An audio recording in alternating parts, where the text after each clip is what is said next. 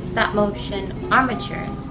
I'm going to be tailoring the armatures to this mold and another one. So this is going to be the woman, and we're also going to be making a man. So I'm going to show you how to do it, custom make it, tailor to this, and then once I have the armature, I'm going to be pouring silicone. So it's going to be a beautiful silicone puppet out of this mold. So come on and join me.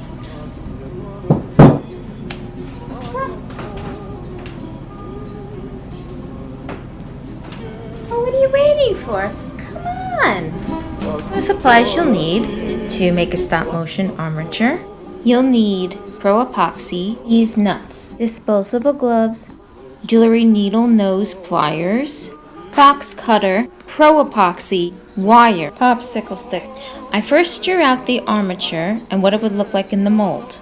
Also to know how many supplies I will need and if I have enough. You start out securing the bolts for the feet first. I'm working with the female mold first. There'll be one wire for 1/2 of the body, the right side, and one wire for the left side of the body. The wire will be going all the way from the hands and then going all the way down to the foot, making sure that you have enough room to wrap the wire around the nut. You're going to be doing this by placing the wire within the mold.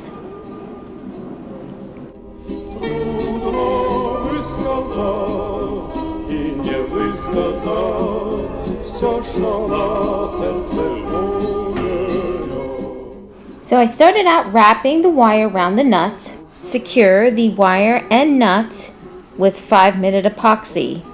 Make sure you don't get it on the inside of the nut. Once that dries, you'll be mixing pro epoxy. Make sure it's equal parts, gray and black. Bend and sculpt the wire within the mold.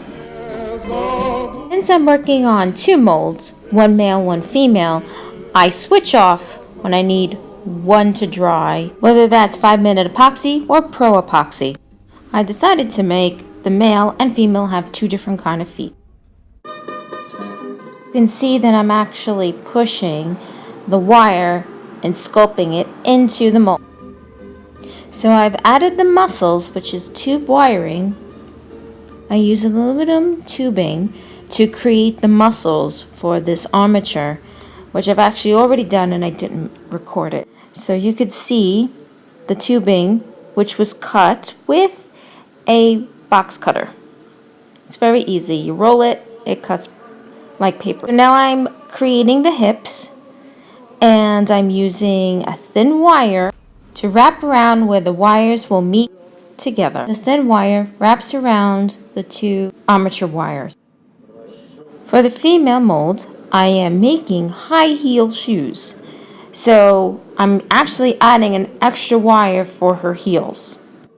Make sure that that wire for the heel is the exact length as the other foot. If you don't, one leg will be longer than the other.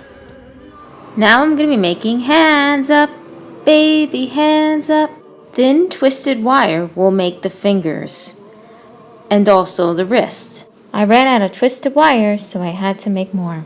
Take a long piece of thin wire, fold it in half, attach one end to a doorknob, the other end into a drill.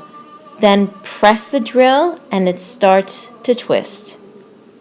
You're going to be using aluminum tubing to connect the wire and attach it to the arm of the puppet.